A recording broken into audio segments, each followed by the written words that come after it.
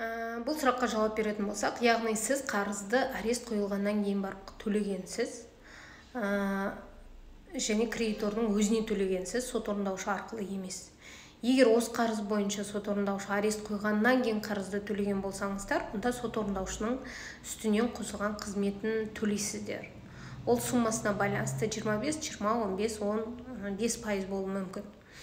Ал енді жаңағы сот орындаушы атқару өндірісі туралы қаулыны шығармай тұрып қарызды төлеп тастаған болсаңыздар, онда сот орындаушыға төлемейсіздер.